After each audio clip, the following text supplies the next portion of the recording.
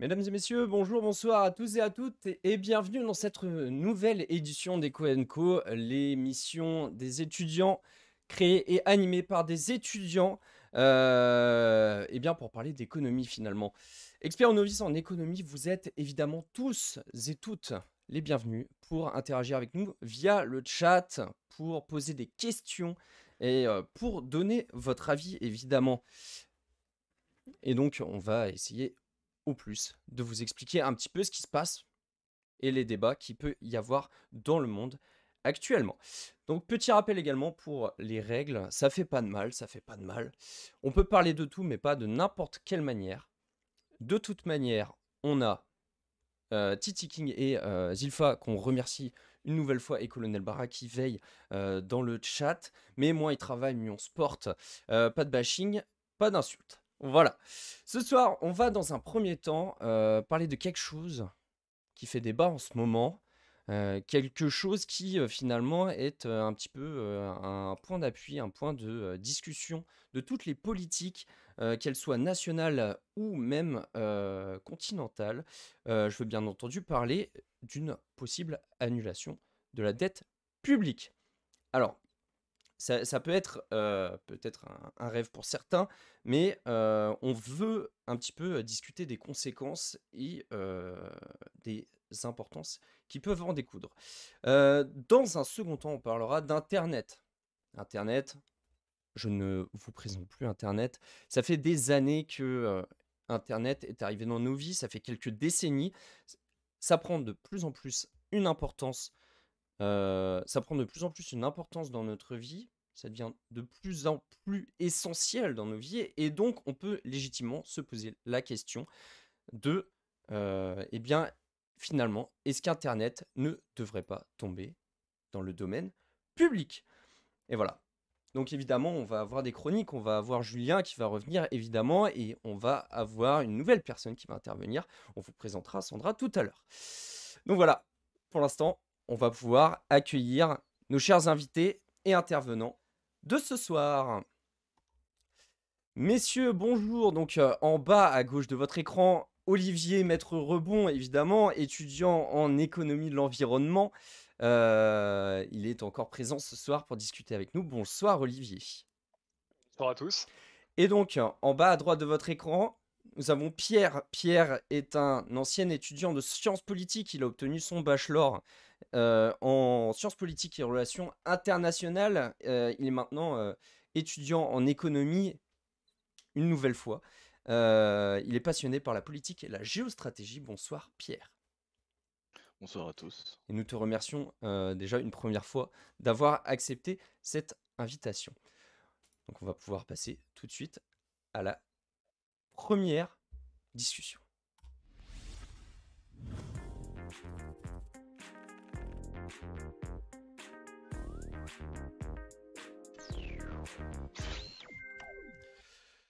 Donc alors pour parler de la dette publique, il faut savoir dans un premier temps que tous les ans, la France se pose un budget, se prépare un budget, donc ça s'appelle la loi de finances. On n'en parlera pas plus que ça. Mais voilà, tous les ans, le budget de l'État est voté. Et en fait, la France pose un débat, un budget pour l'année suivante. Donc, pour financer notamment la construction d'écoles, d'infrastructures ou des innovations dans la santé.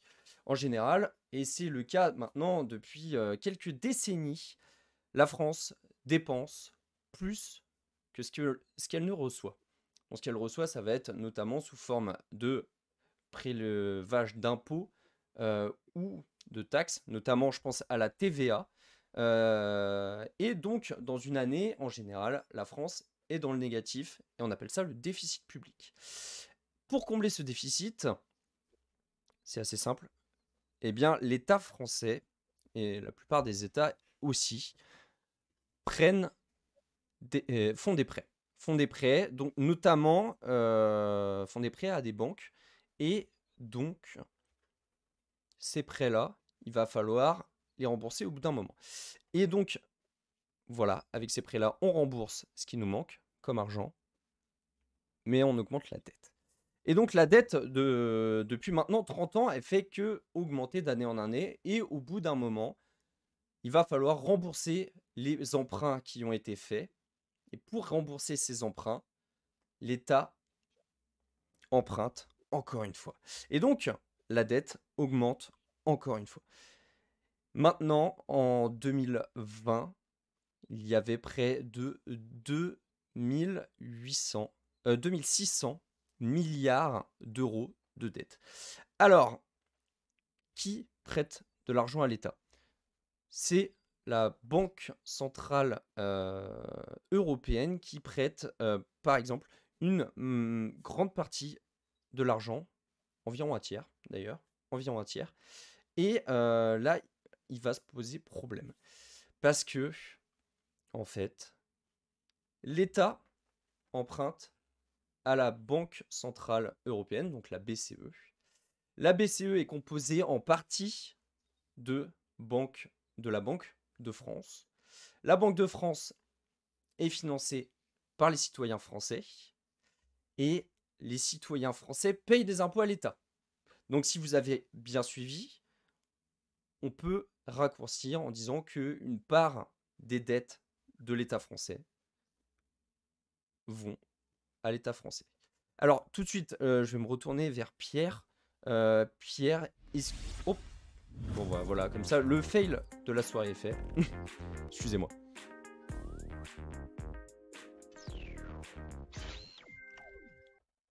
Donc voilà, Pierre, est-ce que j'ai bien résumé?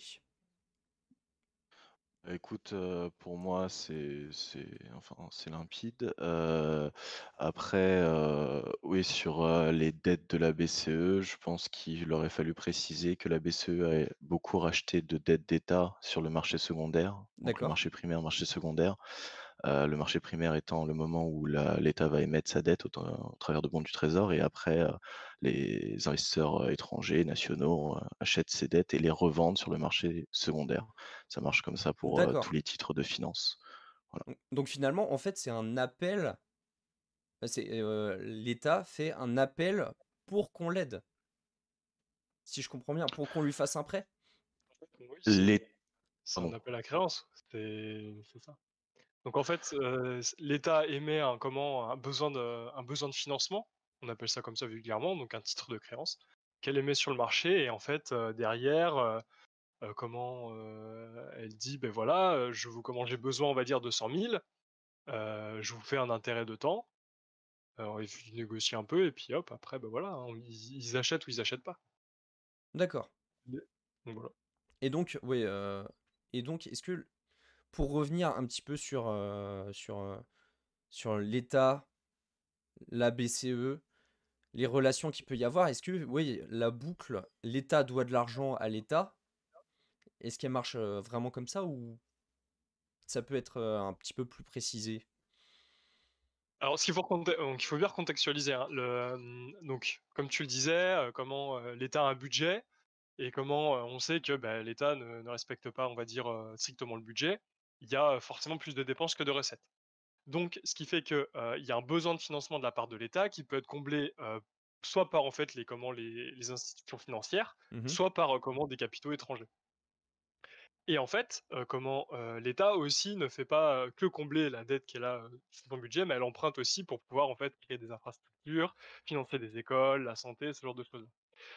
Et ce qu'il faut savoir, c'est que, quand elle demande, en fait, un besoin de financement, c'est comme avec tout le monde, il y a un taux d'intérêt qui est fixé, par le marché et on va dire, suivant le marché, et beh, il y a un taux d'intérêt, on va dire, j'image, hein, de 10 ou de 5. Et en l'occurrence, la dette des États se refinance très bien parce que, les taux sont actuellement très, très bas. D'accord. Donc pour notamment aussi pour rembourser tous les intérêts, des époques précédentes, elle emprunte auprès des marchés financiers pour en fait, rembourser les intérêts qu'il y a. Donc en fait, elle se refinance limite presque, que pour, rembourser ses intérêts, Oui, mais actuellement. alors justement, à force d'emprunter et la dette augmente, est-ce qu'il n'y aurait pas un plafond au bout d'un moment où l'État se dirait: «C'est bon, on arrête d'emprunter», Est-ce qu'ils ont un intérêt Bah, de se stopper? Oui, Pierre? pardon. Alors en fait, pour être enfin, sans être forcément plus précis qu'Olivier, mais pour répondre à ça, il y a un problème de confiance, en fait. Le taux d'intérêt est pas réellement, un taux de marché, c'est un taux de confiance. C'est-à-dire que, pourquoi, prêter de l'argent à des taux négatifs? Bah, tout simplement parce que, l'État français est sûr. On est, persuadé qu'en plaçant notre argent en France, du moins sur des bons du trésor français, on retrouvera, l'intégralité de nos fonds.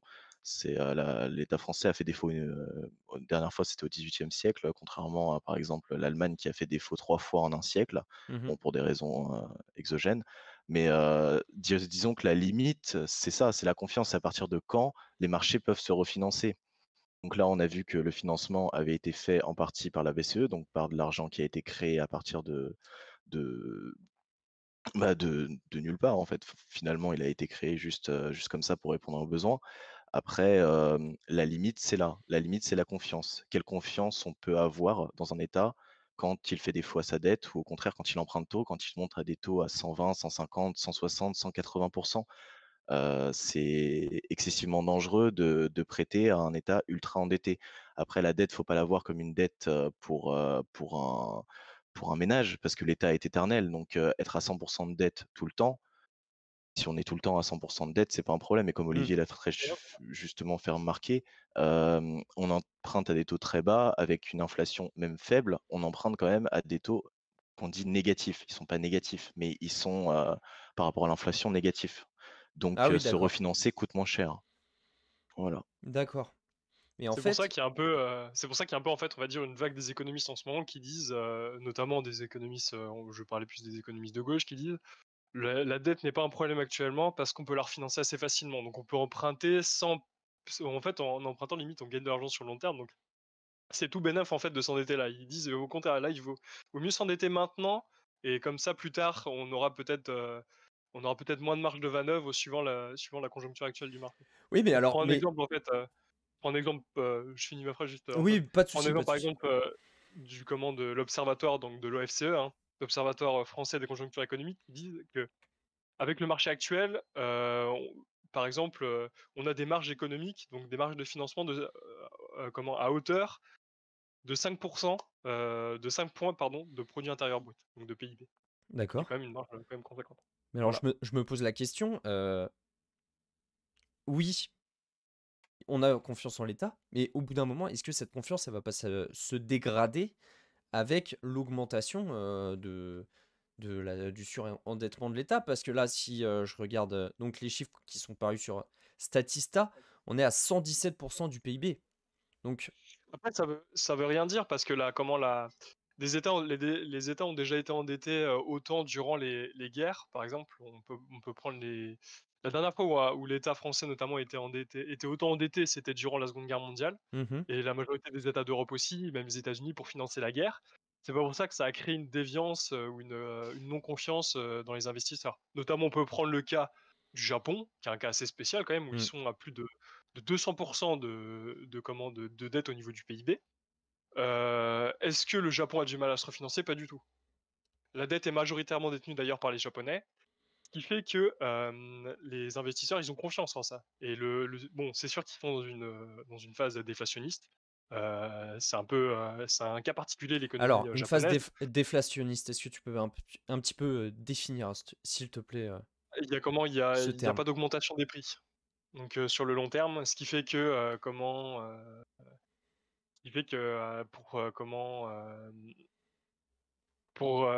dire? Quand il y a une déflation, c'est Alors, quand la valeur de la monnaie elle se perd. augmente. Mmh, Ah! C'est pas la même c'est chose que l'inverse. l'inflation? Non, c'est pas la même chose. Alors dans quel sens? Parce que Heu, l'inflation, c'est quand, on est, il y a une là, augmentation des prix. il y a une Donc en perte. fait, voilà, c'est ça. Donc en fait, il y a une augmentation des prix, ce qui fait que, par exemple, le dollar, s'il y a il y a de l'inflation, il gagne de la valeur, donc le dollar est plus fort. Par contre, D'accord, s'il y a de la déflation, c'est au contraire. Ça veut dire que la valeur de la monnaie, elle perd de la valeur. Donc en fait, il y a une déflation, donc une baisse des prix, ce qui fait que, l'euro, je reprends le dollar, je vais reprendre le dollar, et oui, beh, oui. il baisse en valeur. Donc voilà, OK, c'est pour ça. C'est d'accord, ça la déflation. d'accord. Et du coup, oui, le Donc pour cadre prendre du Japon. pour imaginer par exemple, on peut prendre la On peut prendre un exemple, on va prendre plutôt l'exemple de l'hyperinflation qu'il y avait eu en Autriche, dans les années 30 et en Allemagne. Pour acheter une baguette de pain, il fallait énormément de billets parce que le l'inflation était hyper forte, donc en fait, il fallait énormément d'argent pour acheter une baguette. Ce qui faisait qu'après les gens étaient ruinés parce qu'ils avaient plus de quoi, s'acheter une baguette. Il fallait imprimer trop de choses, donc ça Oui, bouleverse l'économie. oui. Ça complique tout. Après, ça, c'est un cas particulier, c'est quand même l'hyperinflation. Ce qu'on appelle Voilà. justement l'hyperinflation, c'est quand, l'inflation n'est absolument pas soutenable. C'est un cas maintenant, tu remontes aux années 30, mais, surtout, c'est un cas qu'on voit actuellement au Venezuela, Mmh. l'hyperinflation. Donc justement, ils sont obligés de réimprimer une devise. Pour répondre, juste à Antoine, ce que tu me disais justement avant, les limites en fait de tout ça, c'est, actuellement, on n'a pas réellement d'inflation. On constate que, l'inflation est pas énorme, mais par contre, on a un grossissement des marchés financiers, notamment avec l'immobilier. L'immobilier a augmenté de, je crois, 7,5 fois, donc c'est 7,5%, ce qui est quand même, assez important. Oui, oui. Ça fait partie des actifs financiers qui sont, c'est de la monnaie qui stagne, en fait, finalement, et quand on voit, la les prix, courants, certes, ils n'ont pas beaucoup augmenté, mais par contre, les marchés financiers, on peut citer plein d'exemples, Tesla, l'immobilier et encore, plein d'autres. C'est uniquement de l'argent dans des bulles financières. Donc c'est là le danger en fait, de quelque chose qu'on ne maîtrise pas, à imprimer de la monnaie comme ça, c'est toujours le risque de tomber dans de l'hyperinflation. Alors ce ne sera pas l'hyperinflation comme on l'a connu pour la baguette de pain, comme, pour reprendre ton exemple Olivier, mais ça peut être, par contre sur tout ce qui est des acteurs financiers et on le sait, plus que quiconque, hein, depuis la crise de 1930, on sait que la finance est extrêmement liée à l'économie réelle et qu'il y a des énormes risques de financement, de refinancement et comme tu l'as dit précédemment, perdre la confiance des investisseurs, même si les Japonais sont à 200, c'est un cas particulier. Nous, en Europe, c'est un peu plus compliqué. La France bénéficie justement de cette image, dorée de ne jamais faire défaut de ses dettes Ouais, pour d'accord. s'endetter. Heu, donc là, pour répondre à la question: «Peut-on annuler la dette?» C'est extrêmement dangereux d'un point de vue de crise de confiance, c'est dangereux d'un point de vue politique, c'est dangereux, d'un point de vue même des traités de l'Union européenne. Certes, un traité, c'est fait pour évoluer, mais pour autant, actuellement, on ne renégocie toujours pas les traités. Il Mmh. faut que tout le monde soit d'accord, ça veut dire ça peut prendre du temps, ça peut être, très compliqué en fait de permettre une annulation de dette comme ça, surtout détenue par la BCE. Après, donc, moi, je vais me faire un peu l'avocat du diable, hein, pour l'annulation. Je vois qu'il y avait, donc ce qu'il faut savoir, donc en tout cas pour l'économie française, la BCE détient 25 de toute la dette française, donc ce qui est à peu près, 600, milliards d'euros, sur le PIB. C'est quand même une somme assez Mmh. conséquente, hein, c'est 25, donc ça veut dire que ça pourrait nous faire passer largement en dessous des 100, hein, de dette de PIB. Ah Alors oui. pourquoi quel est l'argument, on va dire, des pro-annuationnistes? Notamment, il me semble qu'il y a Nicolas Dufresne qui avait sorti un livre dessus.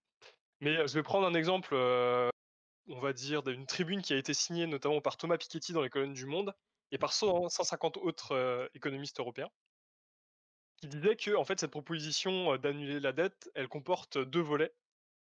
Un double volet, dans un premier temps, la BCE annule toutes les créances qu'elle détient et dans un second temps, les montants annulés sont réinvestis dans la transition écologique. Donc simple à première vue, mais ce mécanisme soulève un certain nombre de questions juridiques et comptables. Donc je cite, Alternative économique qui dit ça: «Il est vrai que c'est difficile d'annuler une dette. C'est pas très bien spécifié, comptablement et même dans les traités, mais c'est Mmh. possible et annuler une dette, ça se fait très couramment aujourd'hui, hein. Il faut savoir que tout le monde ne rembourse pas ses dettes, donc il y a forcément des défauts de paiement. Ça fait partie du monde financier, hein, des défauts de paiement. C'est pas joli, mais c'est le risque. Donc voilà, c'est pour ça aussi qu'il y a un taux d'intérêt, hein, au niveau de la confiance ou quoi. Donc voilà. Mais par contre, c'est vrai qu'il y a pour revenir en fait aussi sur ce que disait Pierre, là je me mets un peu dans l'averse. C'est vrai que le gouverneur de la Banque de France trouve que c'est une illusion, séduisante n'est pas une solution. Donc il y a vraiment 2 visions un peu, de l'économie qui se confrontent. Alors, je prendrais, l'exemple aussi d'économistes de gauche, notamment des économistes atterrés qui disent que si on annule la dette, ça serait donner crédit en fait à l'orthodoxie en économie. Donc l'orthodoxie en économie, elle préconise de l'austérité budgétaire, Et c'est quoi? notamment bien C'est une gérer. école, c'est ça? C'est une école, de Euh, pensée? voilà, c'est ça. On va plutôt parler de, oui, je parle d'orthodoxie en économie, on va parler d'économie standard, donc c'est Ouais, plutôt, on dit néoclassique, mais c'est mieux de parler d'économie standard, d'accord. qui préconise vraiment plus d'austérité, on va dire budgétaire, comparé, on va dire, aux économistes hétérodoxes. Et il y a certains, en fait, ça divise quand même les hétérodoxes, hein, l'annulation de la dette, et notamment notamment Eric R.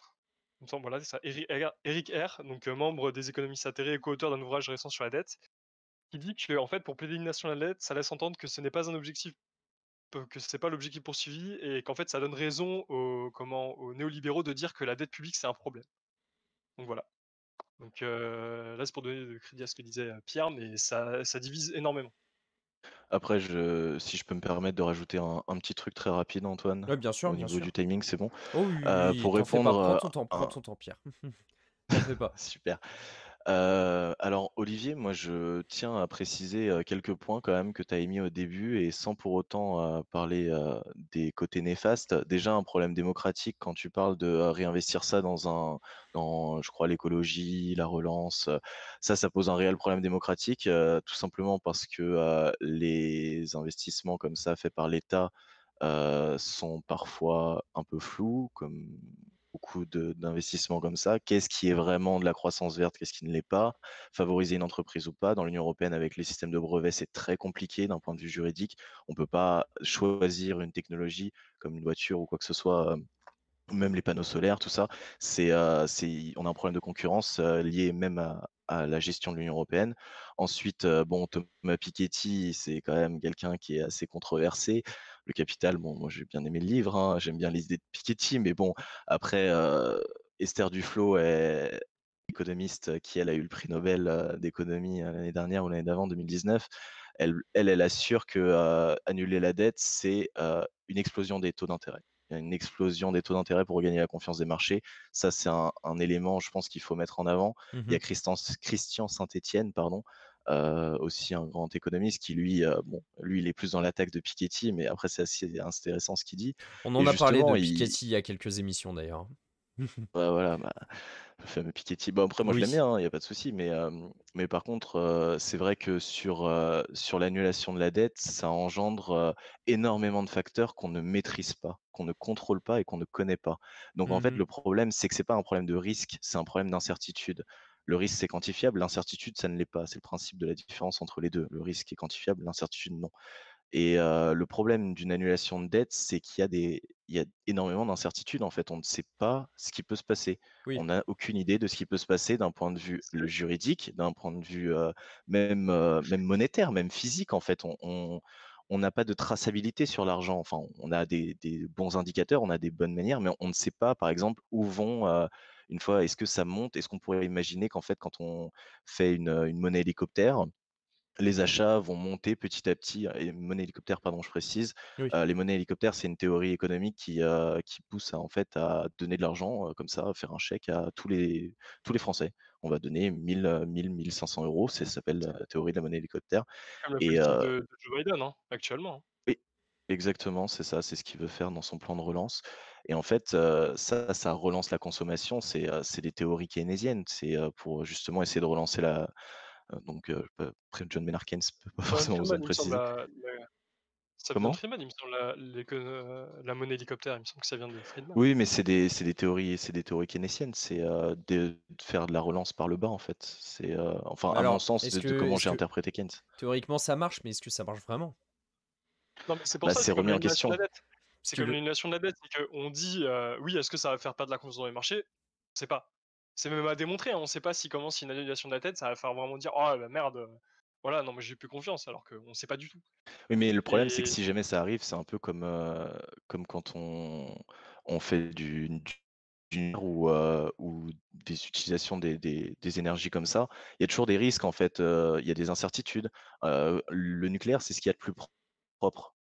pour prendre l'analogie avec le nucléaire, c'est ce qu'il y a de plus propre, c'est l'énergie la plus propre, c'est ce qu'il y a de mieux finalement. Et pour Mmh. autant, pourquoi on est contre le nucléaire? Pas parce qu'on aime bien utiliser du charbon, c'est parce qu'il y a énormément d'incertitudes. On ne sait pas quoi faire des déchets, on ne sait pas jusqu'où on pourra, on ne sait pas ce qui se passera en cas d'attaque terroriste. Il y a beaucoup d'incertitudes et les pro-nucléaires diront: «Mais vous êtes fous, on a moyen de Oui, produire de l'énergie verte, la plus verte possible et pour autant vous vous obstinez à vouloir faire des énergies renouvelables». Pourquoi? Parce qu'il y a moins d'incertitudes tout simplement et c'est pareil pour l'annulation de la dette. Pourquoi on préfère avoir une dette qui ne coûte rien plutôt que de l'annuler? Tout simplement parce que d'un côté, il y a très peu oui de risques et très peu d'incertitudes et de l'autre, il y a et l'autre, beaucoup c'est de l'inverse. risques ou du moins il y a des risques qui sont quantifiés et ça, il y a à débattre, mais il y a surtout énormément d'incertitudes. Donc c'est pour ça qu'en soi, beaucoup d'économistes, autres que Thomas Piketty, j'en ai cité quelques-uns, heu, au contraire, sont contre cette annulation et d'ailleurs, même, la présidente de la BCE, Christine Lagarde, l'a dit: «C'est illégal». Donc il faut refaire des traités. Donc avant de pouvoir décider et d'ailleurs dans la tribune des 150 économistes, bizarrement, il n'y en avait pas d'allemands, hein. Ça c'est la petite blague. Mais mais voilà, donc ça reste des questions, en fait, qui nécessitent vraiment plus grande réflexion que de dire: «C'est possible» ou «Ça ne l'est pas». Parce qu'avant de se dire: «Est-ce que c'est possible ou pas?» c'est: «Est-ce que c'est réalisable? Est-ce que c'est Un peu. légal?» Mmh. Ça fait un peu écho comme à la crise financière de 2008 finalement, hein, quand, on se disait: «Ouais, mais il va y avoir une crise», alors que non, finalement, il y en a ils disaient: «Non, mais il y en aura pas, les marchés financiers, les marchés financiers ci, les marchés financiers ça, il faut avoir confiance» et finalement tout s'est cassé la gueule, hein, donc mec de la BCE, c'est bien beau je trouve Mais alors, je vais avoir les une autre discours, question du coup qui va sanitaires, mais rebondir directement là-dessus. C'est au niveau, je pense par exemple à un pays assez proche du nôtre, la Grèce. Aurait-il fallu annuler la dette de la Grèce? Puisque c'est un petit peu, leur dette qui les a coulés finalement, on l'a Est-ce annulé la dette, que hein, parce qu'il y avait défaut il y avait défaut de paiement, ils pouvaient pas payer, donc on a dû annuler, il y a une partie de la dette, grecque qui a été annulée, hein. Alors ouais, cette partie-là, du coup, elle était directement, prêtée par la BCE?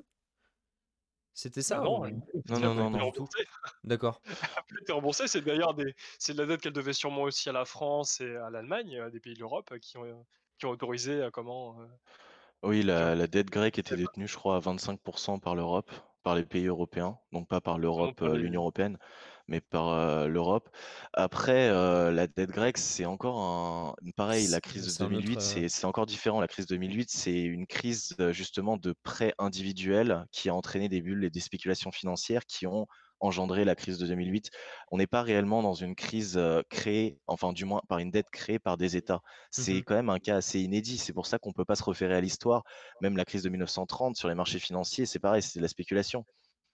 C'était la liberté de la spéculation et l'hégémonie des grandes banques américaines d'affaires. Quoi qu'il en soit, la dette grecque, ça les a pas non plus sortis de la misère d'annuler la Mmh. dette. Oui. Après, on a quand même fait des institutions internationales comme le FMI qui sont censées justement, racheter les dettes et proposer une meilleure gestion. C'est ce que tu revenais sur ta première question. Bon, après, on peut lire La Grande Désillusion de Stiglitz. Bien sûr que le FMI ne fait pas son travail, comme il le devrait, que la Banque mondiale ne surtout fait pas son travail. Pour la avec le cas Grèce, de la pour la Russie, hein. Jamaïque, pour plein de pays, on a plein de mais bon, c'est une institution qui fonctionne encore maintenant, donc ça veut dire qu'il y a pas tout acheté et je pense, là-dessus, mais ça ne tient qu'à moi, c'est, que si on annule une dette, ça veut dire qu'on renonce à notre souveraineté, totalement. Parce qu'il D'accord. faut assumer le besoin d'avoir une souveraineté supranationale en Europe, qui est déjà un petit peu le cas. On a déjà la Commission européenne qui a Souveraineté, une je suis pas force. d'accord avec toi. On a déjà pas de souveraineté sur notre monnaie. On ne contrôle pas notre monnaie, les États ne contrôlent pas la monnaie. C'est une entité, extérieure qui contrôle la monnaie. Les États, ils n'ont aucun contrôle, que ce soit l'Allemagne, que ce soit la France, ils n'ont aucune marge de manœuvre monétaire. Mais Donc ça ça de change s'accorder pas, avec la ça BCE. change Mais oui, non, bien mais sûr, ça mais on prend l'exemple de la crise de l'euro en 2000, la crise de l'euro en 2012, c'est exactement ça. Il fallait à ce moment-là, il fallait refinancer les pays. Il y a eu une crise de la dette des États et là où l'Allemagne, en fait, elle avait pas de problème, bah, tous les autres pays européens avaient un problème et c'est là où, la BCE a décidé de faire, sa politique de quantitative easing, même si elle a commencé avant, de rachat de dettes d'État. Mmh. Mais l'Allemagne, elle était pas pour au début, hein. Elle était oui, vraiment pas mais pour, hein. Et ça change ça a pas, comment? le problème de Parce que ça l'a souveraineté, en fait. Ça bah, enfin, du coup, ça modifie ta souveraineté. On a moins de souveraineté en France qu'on en on n'a avait pas de avant le traité de souveraineté monétaire. Maastricht. On n'a pas de souveraineté monétaire, mais la souveraineté monétaire, on a encore la souveraineté sur, la gestion des finances publiques, sur la gestion des investissements. C'est de ça dont je parlais. En fait, quand le FMI prend en charge un pays et qui paye une dette, il va prendre en charge aussi la gestion du pays. Il va avoir des droits de regard sur les investissements, des droits de regard sur la gestion, des droits de regard sur beaucoup de choses. Être rattrapé par le FMI, c'est demande à la Jamaïque, c'est pas un truc super cool et il le paye encore maintenant. Donc en soi, faire annuler la dette, c'est encore accepter une nouvelle perte de souveraineté. Mais alors cette fois, donc tu en parles monétaire, très bien, mais l'aspect monétaire, c'est qu'un des piliers régaliens. Il nous reste encore le législatif, l'exécutif. Alors bien qu'il y ait la Commission européenne, bien qu'il y ait des lois européennes, qu'on doit aussi, du moins, on est un peu forcé par l'Union européenne à faire quelques mesures. En soi, on reste quand même un pays souverain. Et là, annuler la dette, c'est risquer une nouvelle perte de souveraineté pour déjà une Europe assez fracturée, assez eurosceptique. Le Brexit, je pense que actuellement, on est déjà dans une crise européenne politique et en plus Tu vois? économique. Donc Mais tu vois, moi, rajouter une perte de souveraineté. je pense que tu vois déjà là, le Brexit, les Anglais ils s'en mordent un peu les doigts, hein, parce que au vu de la crise qu'il y a là en Angleterre, Alors, quelle avec crise? le chômage qu'il y a, bah faut pas Le se fier à chômage? l'Angleterre, hein, le chômage qui a explosé, les fermetures d'entreprises, le confinement. Ah, Il y a on a une petite déconnexion de Pierre. Je suis désolé, je suis de retour, ça a freeze, Il y a j'ai pas de relancé. souci. pas de souci. Justement, Olivier, tu m'avais répondu. Je suis désolé, j'ai pas pu entendre ta réponse à propos de l'Angleterre et du Brexit. En fait, du Où coup, je bah, suis- voilà, perte de confiance, en l'Europe, oui, tous les États ont une perte de confiance, le Royaume-Uni, l'Italie aussi notamment, l'Espagne, mais le Royaume-Uni, moi je pense que d'ailleurs ils profitaient de tous les avantages européens, ils ont décidé de sortir de ce marché-là, et là ils s'en mordent les doigts parce que il y a énormément de chômage et énormément de fermetures d'entreprises. Il y a eu le confinement en plus avec le Covid, donc là voilà. Après, l'annulation de la dette, pour moi, elle serait nécessaire dans le cadre de la transition écologique D'accord. parce que, bah, on va droit dans le mur, mais comment est-ce qu'on peut faire pour changer ça? Comment est-ce qu'on peut faire pour avoir une alternative, aux énergies fossiles, aux énergies, et même à l'énergie nucléaire? Parce que bon, on se souvient quand même de Tchernobyl, hein, en 85-86 il me semble. Ça a quand même fait mal, hein, ça a fait, Fukushima beaucoup de plus mal, hein. récemment, hein, si tu. Voilà, Mhm. Fukushima, il y avait d'autres cas aussi, mais donc le nucléaire, oui, mais comme on voit, il y a Greenpeace d'ailleurs qui avait fait, il me semble, une action il y a quelques années où ils étaient rentrés carrément dans une centrale nucléaire facilement. Moi, franchement, je regarde l'État français, je dis: «Ah, vous vous foutez de ma gueule quand même, je sais pas». Alors, C'est-à-dire qu'il y en la a, vulgarité, pardon, Olivier, s'il te plaît. vous vous fichez de moi, mais Je sais que ce sont des voilà, il y a un sujets qui te tiennent moment, à cœur, mais quand même. non, mais il faut le souligner. Donc, une annulation de la dette d'État, on ne sait en plus, c'est sûr qu'il y a de l'incertitude derrière, mais il y a rien en fait qui est démontré dans le sens où ça n'irait pas, Mhm. ça peut ça peut permettre en fait une perte de confiance, c'est ce qu'on dit, ça peut, mais on sait pas. Parce qu'on sait pas comment les gens vont réagir, on sait pas quelle réaction en chaîne ça va faire. C'est comme par exemple la BCE quand elle rachète des dettes d'État, on sait pas en fait ce que ça va faire vraiment. Est-ce que D'accord. ça va faire remonter l'inflation? Pas vraiment. Et Un bah, petit le peu, mais pas nucléaire, on en parlera peut-être dans une prochaine émission. Un petit dernier mot pour ou contre, Pierre? Contre l'annulation de la dette, je pense que tant qu'on peut l'éviter, et pour répondre à la transition écologique, je pense qu'il faut déjà regarder ce qu'on peut faire avec les moyens qu'on a avant de vouloir essayer de tenter des trucs en annulant la dette ou quoi que ce soit. Je pense qu'il faut d'abord commencer à Ouais, chercher comment on peut résoudre ça. trop risqué. Trop risqué l'annulation, c'est ça. Trop Trop incertain incertain. surtout. Olivier? bon, avec les moyens mis en œuvre, il y en a aucun, pour la transition écologique, donc moi je pense qu'on va être déjà droit dans le mur. Pour l'annulation de la dette, oui, pour financer la transition écologique, mais sous condition. Faut pas faire ça n'importe comment. Mhm. Donc voilà, sous condition, si c'est pour financer la transition écologique, sinon, je n'y vois pas grand intérêt. D'accord.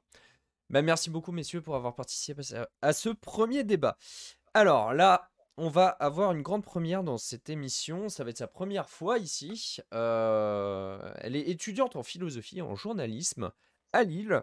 Elle est spécialisée dans l'actualité, mais l'actualité pas seulement économique.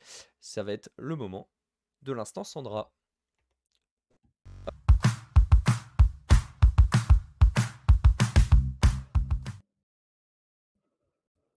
Bonsoir, bonjour à tous, j'espère que vous allez bien. Donc pour cette première chronique, on va parler de quelque chose qui est plutôt en rapport avec le premier débat du coup. On va parler du plan de relance européen. Donc le 21 juillet 2020, après 4 longs jours de négociations au sein de la Commission européenne, le plan de relance intitulé Next Gen EU est finalement adopté. Ce nom, la nouvelle génération de l'Union européenne, est évocateur. Il a en effet pour but de relancer une économie en berne depuis le début de la pandémie de SRAS-CoV-2. Débloquant un budget massif de 750 milliards d'euros, il est annoncé après de vifs échanges entre les 27 États représentés par la Commission. Cette Commission européenne, parlons-en, qu'est-ce que c'est? C'est l'organe de l'Union qui réunit les gouvernants, les chefs d'État de chaque pays membre. Cette commission, elle est actuellement présidée par un Belge, Charles Michel, qui annonce modestement que le plan de relance est adopté par ce tweet, deal. Hop. Mais plus concrètement, qu'est-ce que représente ce plan de relance? Comme son nom l'indique, il a pour but de relancer l'économie en investissant dans différents secteurs. Pour cela, l'Union européenne prévoit un endettement commun. C'est inédit et c'est une grande avancée de cohésion entre les différents pays, puisque rien n'était gagné d'avance entre les pays du Nord, qu'on dit plutôt frugaux, et les pays du Sud, plus endettés. Concrètement, l'Europe, en tant qu'institution, bénéficie d'un triple A, c'est-à-dire qu'aux yeux des investisseurs, elle est très fiable. Ce n'est pas le cas de certains pays qui, plus durement touchés, font peur, car ils risquent de ne pas pouvoir rembourser. En distribuant l'argent par un endettement commun, l'Europe rassure donc les investisseurs. Autre avantage de cette dette commune, la redistribution sera majoritairement faite de subventions et non de prêts.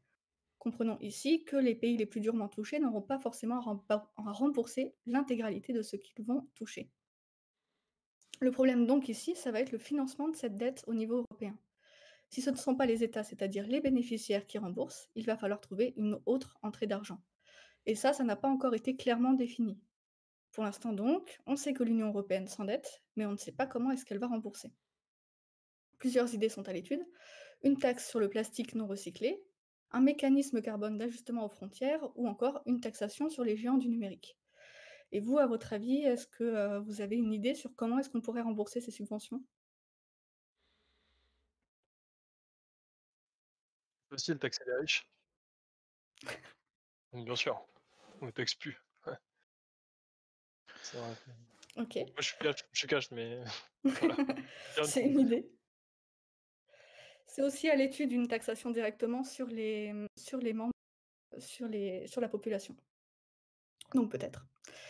Donc j'ai dit tout à l'heure que l'objectif était d'investir dans différents secteurs. Là aussi, le nom Next Gen EU n'est pas sans rapport avec les objectifs fixés par le programme. L'objectif majeur, ça va d'abord être d'accélérer la transition écologique et la seconde priorité, ça va être la transition numérique. En soi, tous les investissements devront être en accord avec les objectifs fixés par les accords de Paris, c'est-à-dire limiter un maximum le réchauffement climatique et donc l'émission de gaz à effet de serre. Mais pour l'instant, rien n'est fait. Nombreux pays n'ont pas encore signé l'accord au sein de leur parlement. Ils sont 10 encore actuellement dans ce cas.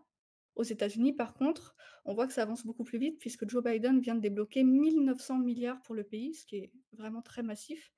Oui. C'est évidemment aussi à remettre en perspective, vu qu'il n'y a pas autant de protection sociale qu'en Europe, et donc les coûts sont forcément plus élevés pour aider la population. Je le précise quand même, sur le plan de relance européen, l'argent du plan ne doit en aucun cas servir à financer les hausses des salaires des personnels de santé ou le chômage partiel. Mais ça fait cependant dire à certains que le plan de relance européen n'est pas suffisant. Et vous, est-ce que vous avez un avis là-dessus? Alors, Pierre, Bah, alors peut-être, je ouais. peux. Bah, honnêtement, tant qu'on n'en a pas vu suffisamment sur déjà les modalités de remboursement, comment ça va se passer, sur les financements, les différents types de financement, je pense que c'est difficile de. Après, on n'a pas non plus l'allocation générale du budget. On sait pas, enfin, de ce que j'ai entendu là, on n'a pas réellement d'idées sur où tout ça peut être investi. Tant que c'est pas dans la création de richesse, malheureusement, un investissement, c'est pas un investissement, c'est une dépense courante. Donc, dans tous les cas, qu'on le veuille ou non, dépenser, sauver des entreprises, des particuliers, c'est une mission normale pour un État de sauver ses citoyens. Après, trop peu, pas assez. Les Américains font plus. Bon, bah, ça dépend.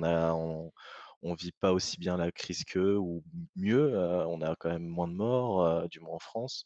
Donc, après à voir comment ça se passe. Je pense que dans tous les cas, tant que la santé n'est pas centrale dans nos investissements, à l'année, on ne trouvera pas de moyen de sortir des crises même qui vont suivre, puisque la pandémie de Covid-19 a été annoncée par l'ONU comme étant un des prémices de ce qui nous attend par la suite. Mmh. De toute façon, en France, le chiffre de 100 milliards est sorti baptisé. Donc évidemment, c'est un chiffre un peu trompeur puisque certains investissements étaient déjà prévus depuis longtemps, voire les sommes étaient déjà engagées. Ah oui, mais de toute façon, moi personnellement, je trouve ça très difficile de comparer des États aussi. Ouais, surtout, ouais. Bien sûr. Puis les États-Unis, ça reste. Enfin, après, je vais dire que chaque État est finalement un peu unique. Les États-Unis, c'est quand même un monde à part, sans cliché ni rien. Mais c'est vrai que au niveau des aides sociales, il y a de la marge. Il y a de la marge chez eux quand même. Oui, bien sûr, c'est pour ça que leur budget est beaucoup plus élevé que celui de l'Europe, mais quand même, en comparaison, 750 milliards contre 1900 milliards, Mm. ça fait Ouais, quand même réfléchir. oui, c'est imposant. Oui, mais après avoir les institutions qu'on a, avoir tout ce qu'on a fait aussi, notamment le chômage partiel, je pense qu'il n'était pas aussi puissant aux États-Unis. Si je ne m'abuse, j'avais vu que ça a été revalorisé à plusieurs reprises parce que justement il y avait une baisse. Après, ce plan de relance, il s'adresse, si je dis pas de bêtises, pour ceux qui sont à moins de 60 000 par an. Il y a une tranche, pareil, enfin, il a déjà établi un plan assez précis. Je ne l'ai pas en tête là, malheureusement, mais je sais que c'est aussi pour les foyers les plus modestes, donc qui de base ne se soignent pas facilement. Quand on voit le prix exorbitant Mm. des frais médicaux aux États-Unis, je pense que c'était un plan qui de toute façon était essentiel après la crise du Covid-21, de 19, pardon, pas 21, pas encore. Mhm. Je pense que c'était Espérons c'était pas. essentiel de permettre à tout à chacun de pouvoir prendre les prédispositions qui lui sont. Eh bien, merci beaucoup, messieurs. Merci beaucoup, Sandra, pour cette chronique. Euh, donc, voilà, Sandra, qu'on retrouvera sûrement dans 2 semaines. Merci beaucoup. Et puis, messieurs, je vous propose que l'on passe tout de suite à la deuxième question.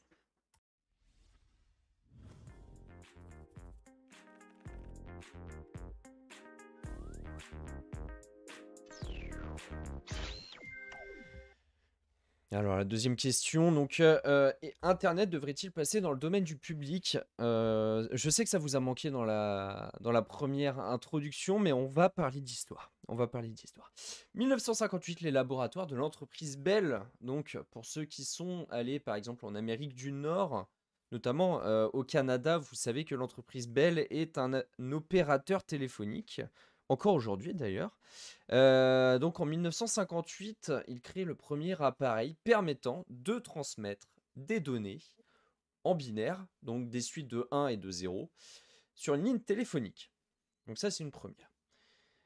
L'idée elle va être reprise par énormément de laboratoires. Et en fait, l'objectif était de créer un réseau permettant de connecter plusieurs ordinateurs entre eux. En 1971, c'est fait, le premier courriel est envoyé par un ingénieur américain du nom de Ray Tomlinson, spécialisé en télécommunications. Alors ensuite, de plus en plus d'ordinateurs vont être reliés les uns aux autres et ça va augmenter de manière considérable dans les décennies qui vont suivre. Entre 30 et 40 millions d'utilisateurs en 1995. On dépasse la barre des 500 millions d'utilisateurs en 2001. Et aujourd'hui, selon Statista, on serait à 53,6% de la population mondiale qui aurait accès à Internet, soit environ 4,8 milliards de personnes. Alors, l'utilisation d'Internet, on le voit, on le sait, on le sent, elle prend de plus en plus une forme commune en fait. Ça devient normal dans nos vies. Les nouvelles générations commencent à vivre avec. On a tout le temps accès à quelque chose. Par exemple, si je vous demande quelle est la capitale d'un pays et que vous ne le savez pas, réflexe, Google sur le téléphone. C'est un petit peu ça. et ça va le devenir de plus en plus. Et on peut ajouter à cela, évidemment, la crise sanitaire de 2020 avec le télétravail forcé. Et là, on peut presque considérer Internet comme un bien de première nécessité. Mais là, donc, je vais tout de suite me retourner vers Olivier. Olivier, est-ce qu'on peut considérer finalement Internet comme un bien de première nécessité aujourd'hui? Très bonne question que tu me lances là-dessus, parce que pas plus tard qu'hier, notamment j'étais en train de travailler sur mon PC quand tout d'un coup il y a eu une coupure de courant. Oui, Je ne savais pas pourquoi, je suis allé dehors, j'ai essayé de voir si comme j'habite dans un bâtiment en colocation, j'ai essayé de voir s'il y avait de la lumière aussi ailleurs, il n'y en avait pas. Et donc j'ai essayé de voir dehors, et ben apparemment tout le monde avait eu aussi une coupure de courant, et c'est vrai que bah, maintenant sans internet, bah, c'est compliqué de travailler parce que tout le monde en fait s'est mis à cet outil qui est formidable, qui oui, facilite un bon nombre de tâches quotidiennes, qui permet un délai vraiment hyper rapide de l'information, hein, notamment sur les recherches internet ou quoi. Donc c'est vrai que pour avoir y été privé quand même dans le quartier, dans le quartier on avait au moins 3 rues qui étaient privées d'électricité pendant au moins 30 ah minutes, oui, hein. 3 rues quand 30 même. minutes, ouais, plus que ça même, parce que il y avait même un Leclerc qui a été privé d'électricité, donc c'est pour dire. Donc là, j'avais discuté avec quelqu'un qui était directement, qui lui en fait discute avec des clients en même temps. Il y en avait un autre qui avait une conférence, et ben il peut pas finir sa conférence, et ben il est là, ben mince. Comment je fais en temps de Covid? Comment est-ce que je peux faire pour avoir contact avec eux? J'étais en train de faire quelque chose, donc voilà. Donc c'est un outil qui est vraiment essentiel dans le travail. Si on n'a plus internet, beh, retour à l'âge de pierre un peu. Mm. C'est Et, un outil essentiel. et Pierre, au-delà de ça, qu'est-ce que t'en penses? Tout simplement. En réalité, tomber dans le domaine public, pour moi, ça pose toujours la question de savoir est-ce que l'État est capable de mieux fournir ce que le privé fait? Tu parles D'accord. de l'électricité, tout ça, c'est des choses que de plus en plus on délègue au secteur privé. Donc peut-être que l'État n'est pas en mesure de fournir, après de réglementer, l'accès à internet, de le rendre plus accessible, de permettre certains serveurs ouverts. Si c'est une utilisation un peu plus, on va dire, à même d'aider les populations qui n'ont pas justement les moyens de se fournir d'un réseau internet. Dans ces conditions, oui, clairement, parce que, ça devient un outil essentiel. On l'a vu avec la crise, du covid, ça reste quand même maintenant, prédominant, même ne serait-ce que pour même étudier ou, faire les choses les plus basiques où avant on n'avait quand même pas besoin d'internet, avec les bibliothèques universitaires, avec tout ça, Oui. c'était quand même, offert, à tous. Bah ouais, moi, on est actuellement en train d'écrire notre mémoire. Et si franchement, si on enlève, enlevons la crise Covid, si on nous enlève Internet pour faire des recherches, bah on n'est pas né avec, on n'a pas grandi avec. Donc là, oui, c'est un petit peu bah, c'est la cata, nous dit Titi King dans le, dans le chat. Mais au-delà de ça, même c'est pareil, oui, toutes les entreprises qui ne peuvent plus fonctionner sans Internet, Après, c'est qu'est-ce que ça veut compliqué. dire? Tomber dans le domaine public aussi, ça pose aussi des problèmes, on va dire, d'ordre des droits d'auteur, notamment, des droits de propriété, droit à l'image, autre chose. Moi, je pense notamment, enfin, Alors quand attends, j'ai commencé à Olivier, est-ce que c'est l'accès à Internet? oui, l'accès à internet, ouais. Oui, Mais l'accès mais à alors je internet, comprends pas pour les droits de propriété. beh, ce genre de choses-là, pour moi, l'accès à internet, ça veut dire que l'État peut contrôler derrière ou pas, pardon, pas au niveau des droits de propriété, peut peut priver, certaines informations à des utilisateurs et pas à d'autres. Il y a aussi ce problème-là aussi de l'accès à internet, dans le domaine public. Parce que si on donne accès, à un État, par exemple, je prends un cas vraiment à part, vraiment par hasard, par exemple la Chine. On sait que, la Chine est un État, autoritaire, qui contrôle beaucoup sa population, qui derrière, l'accès à internet est fourni que par le public. Il peut y avoir des problèmes d'accès à l'information, de gestion, De ouais, de censure? gestion internet, de censure aussi beaucoup. Donc là, je parle vraiment pas du côté économique, meilleur que le privé comme disait Pierre, mais plus vraiment idéologique là. Donc D'accord. c'est une question aussi qu'il faut se poser. Après, on accepte aussi que la NSA nous surveille ou pas. Le rapport de Snowden est tombé aussi, hein, ce que l'État n'a pas le droit de faire. Donc, moralement, les points que tu relèves et qui sont éthiques et morales et qui sont tout à fait justes sont en réalité contrôlés par quelqu'un d'autre, contrôlés par les GAFAM, contrôlés par tous ceux qui nous permettent d'accéder à ces serveurs, puisque c'est Internet finalement, c'est les pages, hein, ne serait-ce que Facebook, Discord, c'est des serveurs, tout ça, c'est des programmes en fait auxquels on a accès justement au travers d'une plateforme en réseau. Mais en soi, ces accès, ils sont aussi contrôlés, ils sont assez. Enfin, on subit tous la politique de Google, qu'on le veuille ou non, la politique de YouTube, la politique de ces nouveaux médias qui transmettent ce qu'ils ont envie de transmettre. On peut s'offusquer ou pas du bannissement de Donald Trump de Twitter. Hmm. Euh, Partisan ou pas, on peut se demander si ça, c'est de la démocratie quand on Alors, sait que maintenant. Pardon, le ban vas-y. de Donald Trump, c'est Twitter qui l'a banni, c'est pas. Oui, bien sûr, mais justement, c'est ça, c'est le contrôle. Ces institutions-là, elles ont le contrôle de qui a accès ou pas.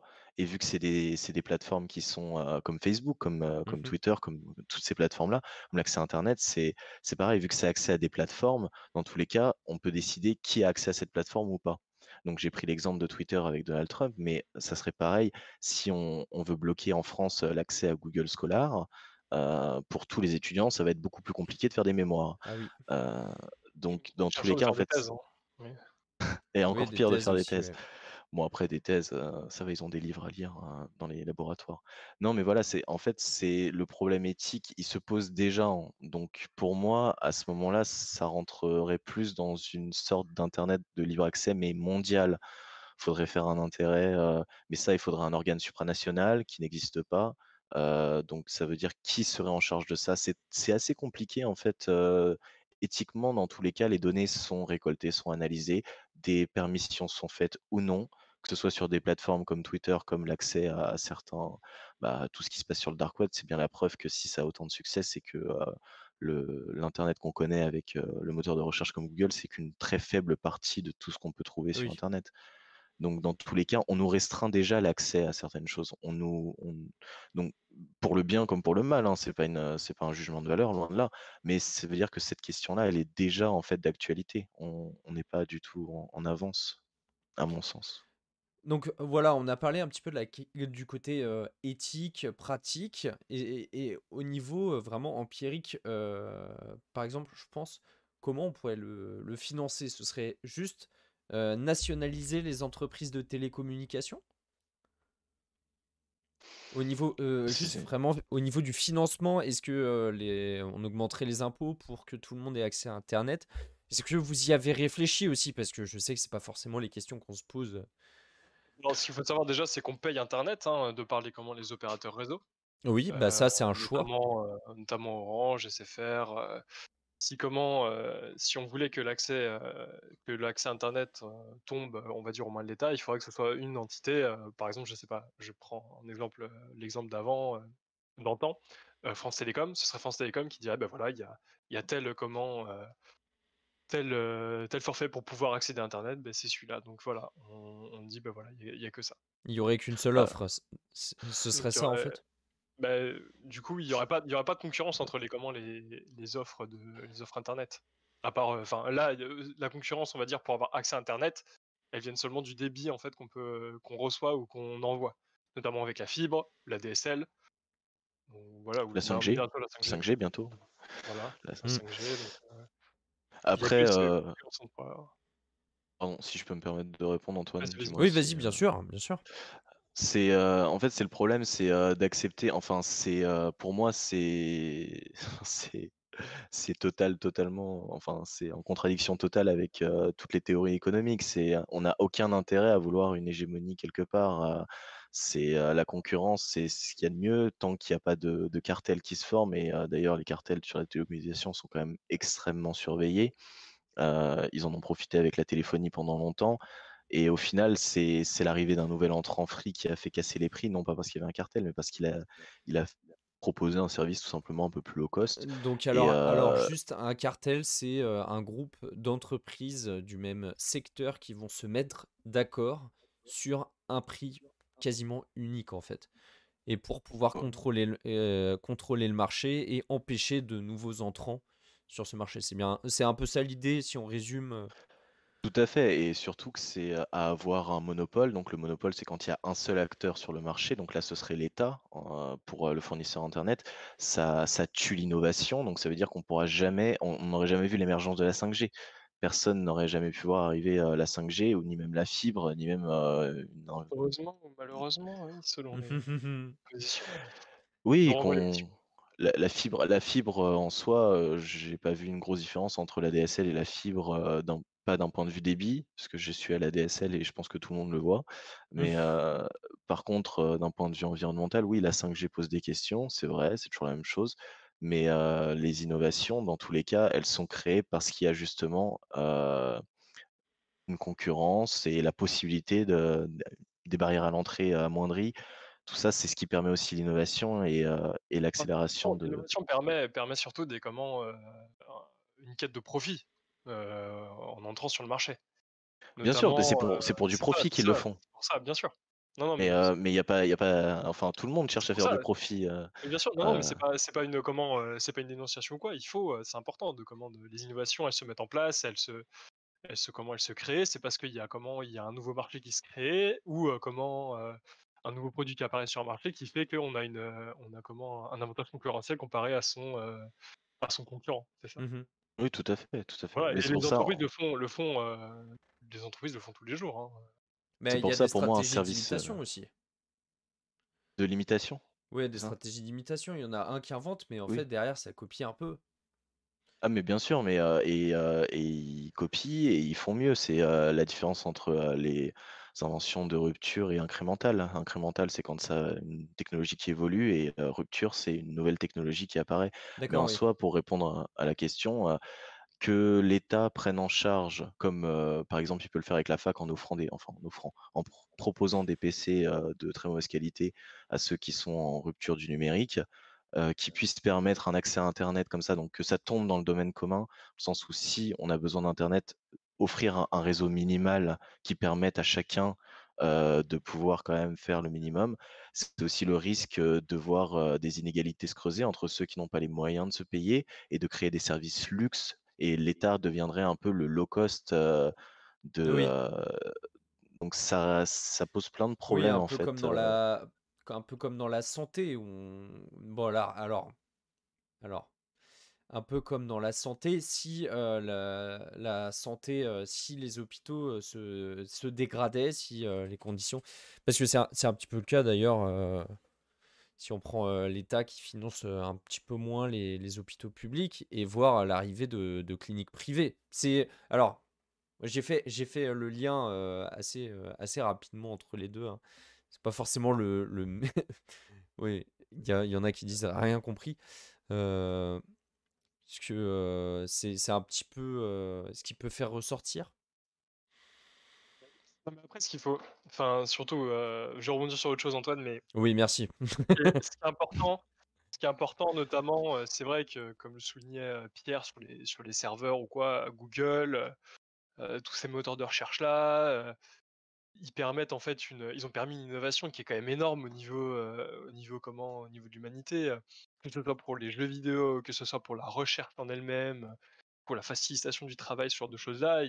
Quand on voit en prenant une vingtaine d'années, comment était internet dans les années 2000 et comment est internet maintenant, c'est quand même, toutes les innovations qui ont été créées grâce à internet et parce que l'internet était aussi, public, Mhm. à bien ou à tort. Moi, je parlerai vraiment, côté économique, hein. Il y a des choses qui sont quand même très bien pour l'innovation. Il y a des choses qui sont un peu moins bien, notamment au niveau des droits de propriété, parce qu'il y a un problème de concurrence, ce genre de choses-là, enfin bref. Donc, ces outils-là, ils ont permis, un sacré développement. Donc, si ça avait été tombé dans l'accès public, il y aurait une régulation publique derrière. Est-ce que ça aurait été optimal? On certainement pense pas. pas. Certainement pas, parce que la majorité des économistes diront: «Bah, c'est la concurrence qui fait que, c'est performant». Mhm.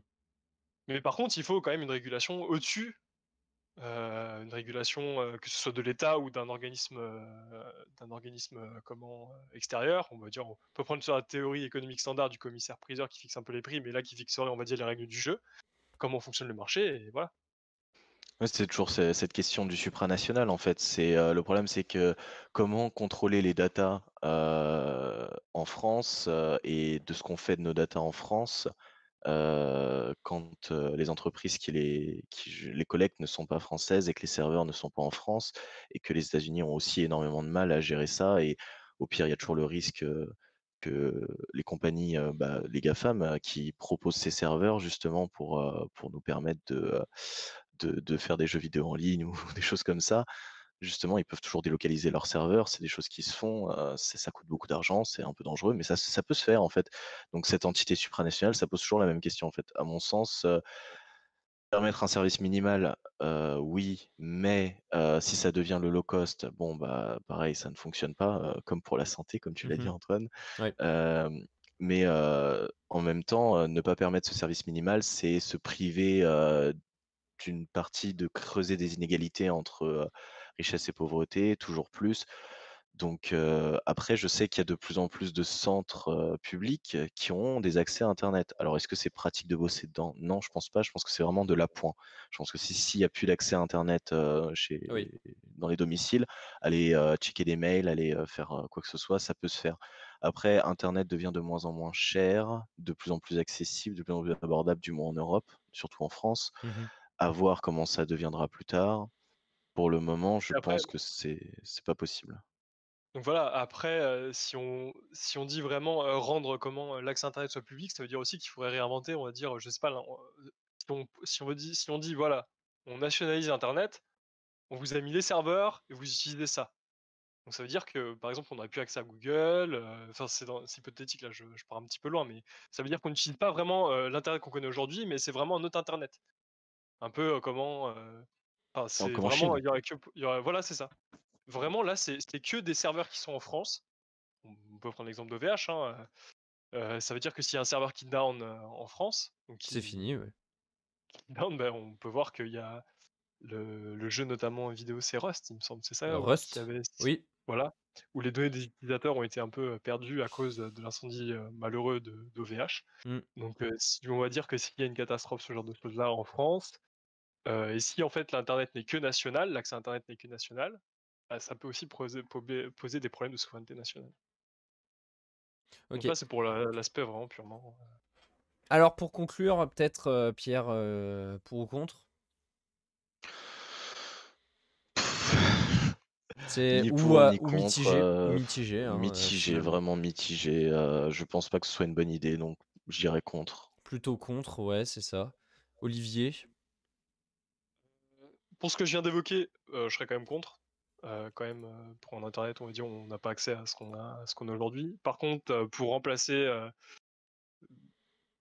par exemple les opérateurs comme, Orange, SFR, Bouygues, je ne sais pas si l'État pourrait garantir un prix aussi attractif. Enfin, si on peut appeler ça des prix attractifs actuellement, mais de l'accès internet, mais voilà, moi je ne pense pas que l'État pourrait faire mieux. D'accord. Après, avec mes connaissances actuelles. Oui, Donc voilà, d'accord. Ben, mitigé.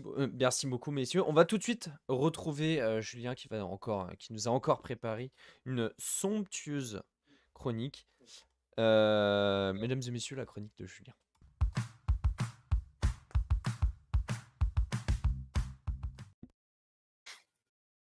Bonsoir messieurs, bonsoir le chat, bonsoir tout le monde, j'espère que vous allez bien ce soir.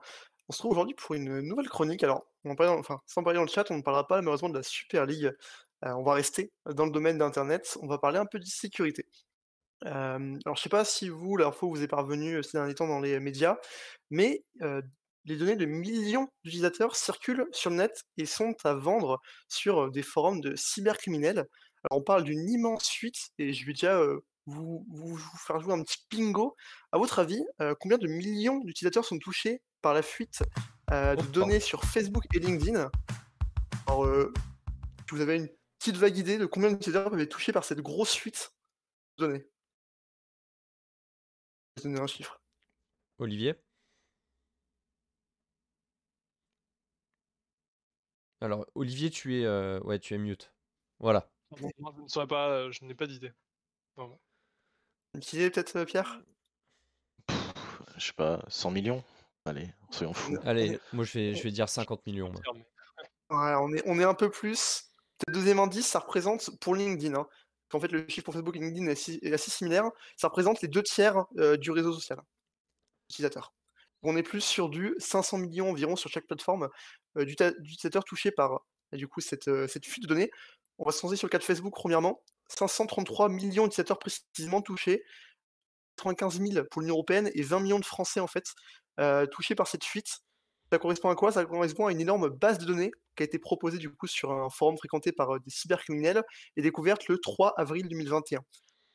Ils sont vendus en plus pour une somme assez dérisoire. Alors dans cette base de données, on a quoi? On a plusieurs informations personnelles qui sont renseignées par les utilisateurs sur leur compte, donc telles que voilà, nom, prénom, date de naissance, le genre, la ville, le pays de résidence, la profession, le numéro de téléphone et le courrier associé au compte, qui va être assez intéressant aussi pour les cybercriminels, le statut marital et toutes sortes d'informations que vous pouvez renseigner sur vos profils Facebook.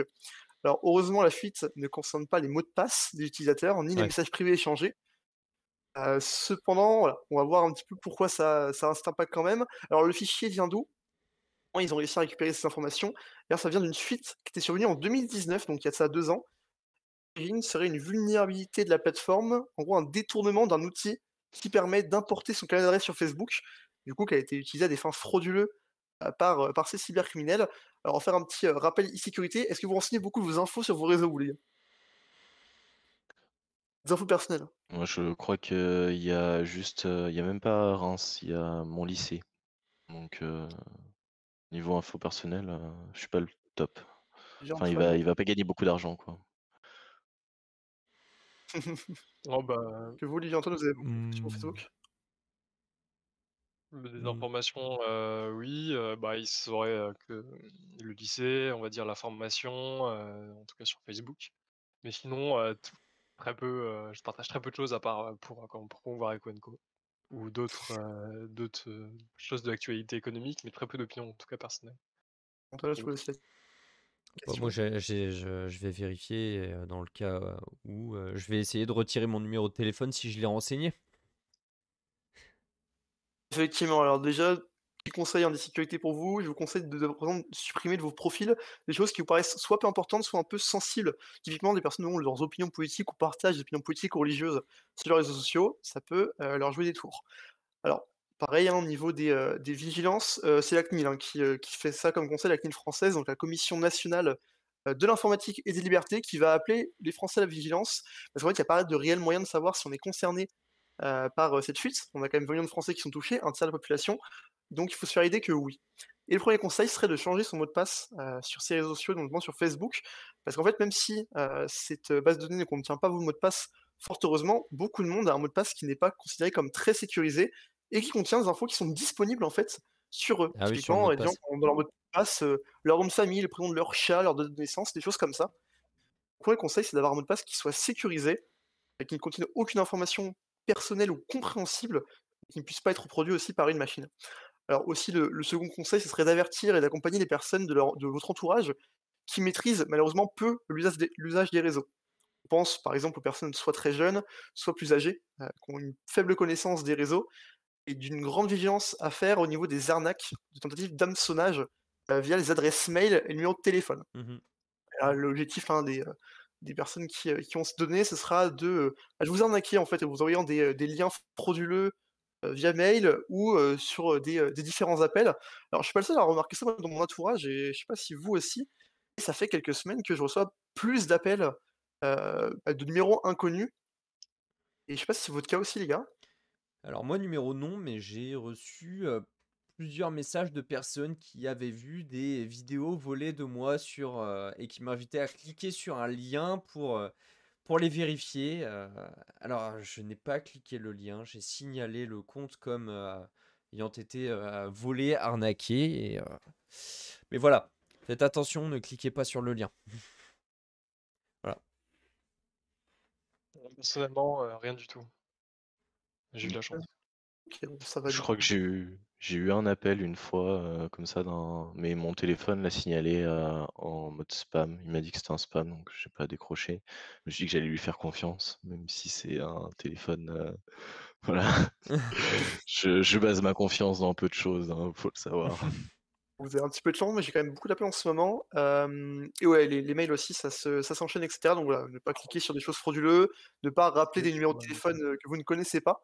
Dans le chat, on nous parle, d'un site justement pour savoir si vos mailings et vos numéros sont, dans la base de données grosso modo.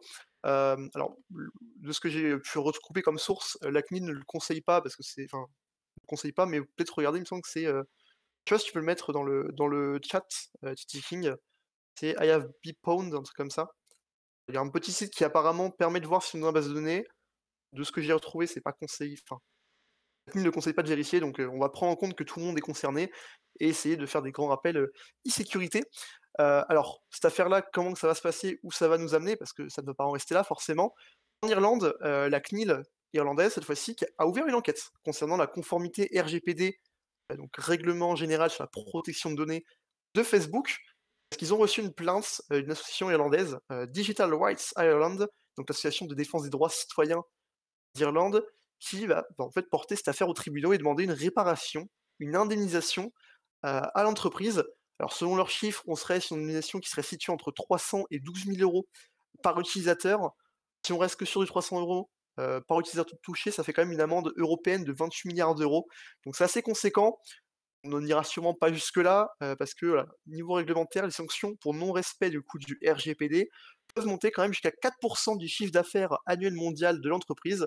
Et pour Facebook, ce serait du coup potentiellement une amende qui pourrait aller jusqu'à 3,5 milliards d'euros ou de dollars pardon plutôt. Donc ça ferait quand même un chiffre assez colossal.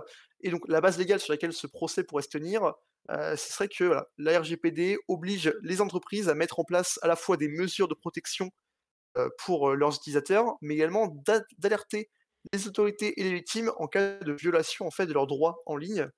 Et du coup, selon l'association qui a, porté plainte, Facebook n'aurait fait respecter ni l'un ni l'autre. N'aurait à la fois pas alerté ses utilisateurs que cette fuite existait et n'aurait pas mis en place, les mesures nécessaires pour, empêcher, l'utilisation frauduleuse de données.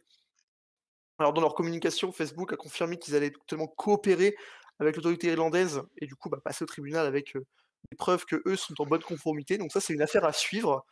Alors on en reviendra peut-être dessus sur les prochains mois, prochaines Mmh. semaines. Je sais pas ce que ça vous évoque du coup, comment vous pensez que ça va se terminer cette affaire? Ça fait un peu Black Mirror, hein. Il y a un petit côté, de toute façon, hein, c'est les mêmes c'est les mêmes recommandations, mais ça fait des années quand même que on fait un petit peu tout le temps les mêmes recommandations. Dans le cas où ce genre de choses pourrait arriver, ne partagez pas trop d'informations personnelles sur Internet. C'est très moralisateur de dire cela comme ça. Il y en a plein qui vont doucement sourire en entendant ces paroles qu'on a entendues maintes et maintes fois quand nous étions au collège.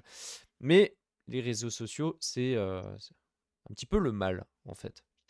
C'est Et dangereux. ça représente, ça comment, surtout pour les jeunes générations, notamment avec le développement on peut dire d'applications comme TikTok ou Instagram, où on voit, on va dire, le jeune public qui a accès à ce genre de choses-là n'est pas forcément informé. Les adolescents, des personnes qui ont 10 ans, ce genre de choses-là. Donc, eux, ils n'ont pas on va dire le background que nous on a eu, sur les Mhm. réseaux sociaux. Parce qu'on a été un peu la génération test, hein, on va dire de internet, notamment en tout cas des dangers qu'il y a. Donc il faut vraiment pas faire non plus n'importe quoi et montrer seulement, ce qu'on peut montrer et pas ce qu'on n'a pas envie de montrer. C'est pour ça qu'on conseille, hein, forcément de sensibiliser, d'accompagner, hein, les plus jeunes, les plus âgés aussi qui ne s'y connaissent pas trop, pour éviter qu'ils aient des soucis à ce niveau-là. Voilà, donc voilà pour Facebook, mais quelques jours plus tard, hein, on avait passé il y a eu une fuite similaire qui a été détectée sur le réseau social LinkedIn. Ça va changer un peu les choses. Déjà, on est quand même encore sur 500 millions d'utilisateurs, mais ça représente, comme je vous l'ai dit juste avant, 2 tiers des 740 millions d'utilisateurs de la plateforme. Donc c'est une fuite assez importante, et du coup, elle serait encore potentiellement plus grave, parce que c'est quand même des données qui sont potentiellement plus professionnelles, plus d'entreprises. Donc la base de données, qui a été une fois découverte sur des sites cybercriminels et mise à la vente, elle contient une compilation en fait d'informations, du coup présentes sur les profils, LinkedIn d'énormément d'entreprises et de professionnels, et aussi recoupée avec d'autres informations disponibles sur des sites web d'entreprises. Alors LinkedIn essaie de rassurer que selon eux, ils n'ont pas subi réellement de piratage, mais c'est juste des personnes qui sont, entre guillemets, «amuser» à des fins, je pense, financiers, à recouper énormément d'informations. Parce qu'il y a quand même des risques, et c'est là où faire attention, d'usurpation d'identité, encore une fois, d'hameçonnage, d'arnaque des entreprises ou de tentative de craquage des mots de passe, encore une fois. Parce qu'en fait, si on a votre adresse mail, on peut plus facilement, essayer de se connecter sur votre compte avec, des machines qui tapent des milliers, des millions de mots de passe à la seconde, et encore une fois, si vos mots de passe sont pas sécurisés et contiennent des informations, trop faciles à trouver, ça peut être très dangereux. Et encore une fois aussi des campagnes de spam à destination de professionnels d'entreprise. Voilà, pour cette fuite sur LinkedIn, ça vient d'être découvert, donc on va voir un petit peu comment ça évolue aussi dans les prochaines semaines. Si LinkedIn sera aussi, autant mis en cause, il y aura des plaintes à ce niveau-là. Eux, en tout cas, rassurent sur le fait qu'il n'y a pas eu de fuite, hein, sur leur plateforme. Encore une fois, les conseils qu'on vous prodige, c'est des mots de passe sécurisés, de faire attention à l'hameçonnage, donc à ne pas, cliquer sur des liens, vous n'ayez pas totalement confiance, et de faire attention aux autorisations sur internet.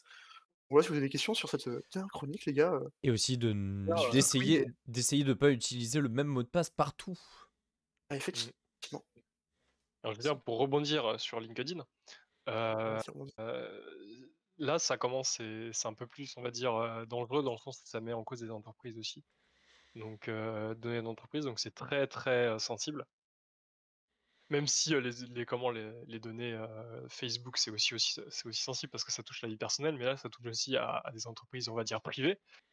Donc ça peut avoir aussi un impact, assez négatif. Parce que ça veut dire qu'on sait, quelle personne travaille dans quelle entreprise, lui il travaille à l'armée, on va dire, ou lui il est policier, lui il travaille à Renault, donc ça peut aussi servir de renseignement, pour des groupes, terroristes, ce genre de choses-là. Mmh. Effectivement, et ça Au-delà montre un peu la morale un peu qui revient de l'e-sécurité aussi, c'est qu'une information seule, ça n'a pas de grande valeur, mais recoupée, entre elles, ça peut donner une information absolument terrible, et c'est faut faire très gaffe à ce qu'on communique sur internet, que voilà, Oui, et puis il y a de la avoir falsification des soucis. d'identité aussi. C'est assez Ouais, facile de se attention. faire passer pour quelqu'un d'autre sur Internet. Il suffit d'avoir 4 Surtout dans le cadre photos, professionnel en 3 soi, hein, infos, si, et puis... dans le cadre professionnel, c'est terrible. Bon, en tout cas, merci beaucoup Julien pour ces recommandations et pour toutes ces informations. J'avoue que je n'avais pas fait attention à ce vol de données, et je vais faire un peu plus gaffe, hein. Je vais forcément faire un petit peu plus gaffe sur ces à belles ce que je vais paroles mettre sur Internet, que je vous annonce la fin de cette émission. Merci beaucoup Pierre pour avoir accepté notre invitation ce soir. Merci à vous J'espère pour que cette invitation. On espère que l'expérience t'a plu. Merci également Olivier, Julien et Sandra. Et évidemment aussi notre coordinateur en chef Ben. Merci également à Titi King et Zilpha pour leur implication dans la modération. Et donc on va se retrouver pour la prochaine émission Eco & Co. Ça va être après les vacances.